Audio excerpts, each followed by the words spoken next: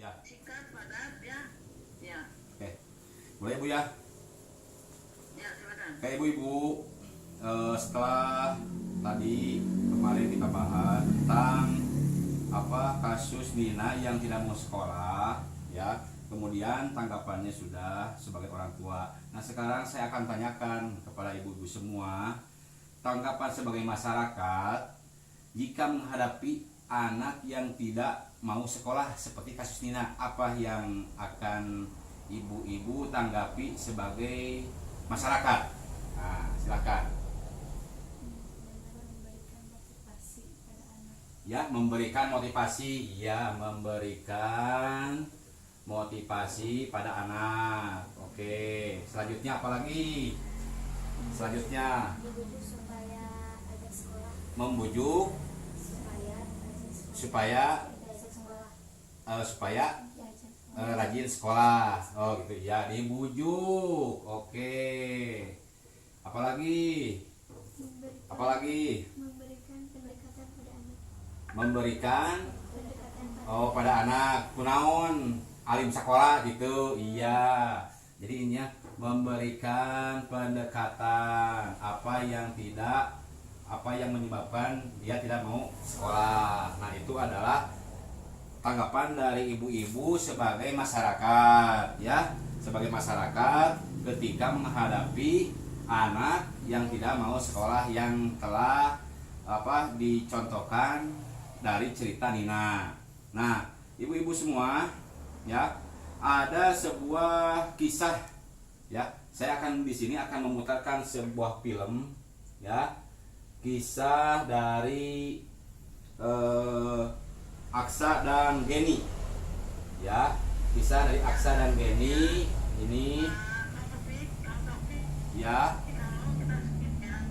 ya, nah, ya, oke, nah ini adalah, silakan disimak, ya, oke, ya, nah, setelah menyimak video tersebut, ya, apa kira-kira tanggapan mengenai film yang telah ibu-ibu saksikan? Ya, gimana? Bisa dipahami tidak? Ya, nah bisa dipahami. Nah, ya, apa yang bisa dipahami, yang bisa ditanggapi dari pemutaran film tersebut? Ya, dari film kisah Aksa dan Geni yang telah tadi ditayangkan, ya. Nah, mungkin ibu-ibu malu-malu ya untuk menyampaikan pendapatnya mengenai film tersebut.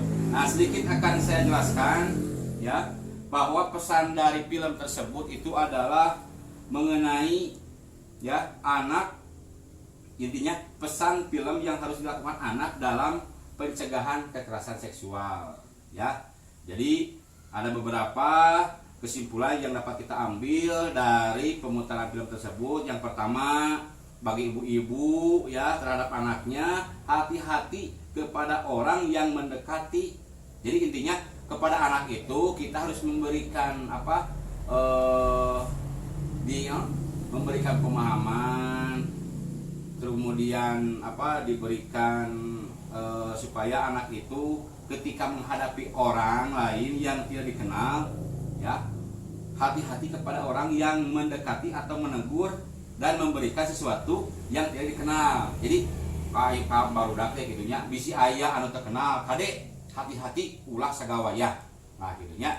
Yang kedua, ya, kepada anak itu tolong nanti diberitahukan menolak ajakan untuk dibawa ke tempat sepi dan tidak jelas. Kade bisi ayah anu ngajak gitunya kamu orang kali bisi di jalan ke tepang sareng-sareng itu dikenal dan diajak kemana-mana tong kersa, ya, jangan mau dibawa sama orang yang tidak dikenal, ya, itu Bu, ya.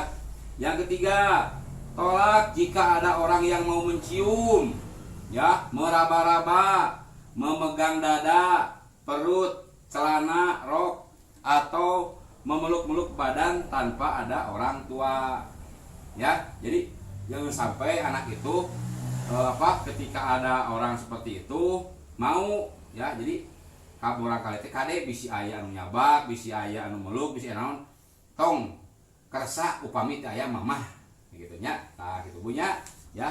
Kemudian yang keempat ya, ajarkan kepada anak itu untuk berteriak ya ketika ada orang lain yang tidak dikenal dengan memaksa misalkan diajak atau apa gitu ya. Jadi tolong kalau misalkan nanti ketemu sama orang lain ya yang tidak dikenal kemudian diajak kemana-mana, tolong berteriak sekuat mungkin ya, tidak mau gitu ya. Kemudian tolong, nah itu ya. Nah kemudian lari ya. Jadi beritahukan kepada anak ketika ketemu dengan orang yang tidak dikenal itu jangan diam saja, tetapi melakukan perlawanan dengan hal-hal seperti tadi ya, berteriak, kemudian misalkan lari ya sekencang mungkin sehingga ketika mendapatkan pertolongan orang lain. Nah gitu. Kemudian laporkan kepada orang tua dan guru ya, kepada orang tua dan guru itu. Kemudian tolak kalau ada yang memaksa sekalipun orang yang paling dekat ya. Tolak kalau ada yang memaksa sekalipun orang yang paling dekat, seperti sahawae, orang tua sendiri, kakak, paman, kakek itu kan saudara ya, orang-orang yang paling dekat. Tetapi ya kita anak itu ajarkan kepada anak itu jangan sampai mau kalau misalkan dipaksa gitu ya, meskipun ya itu orang yang dekat gitu ya, yang dengan dekat. Kenapa? Gitu, karena akan membahayakan pada anak tersebut. Kemudian anak dibawa ke konsultasi ya, dibawa konsultasi ke psikolog bila sudah terjadi perlakuan yang salah ya. Untuk apa dilakukan ke psikolog itu?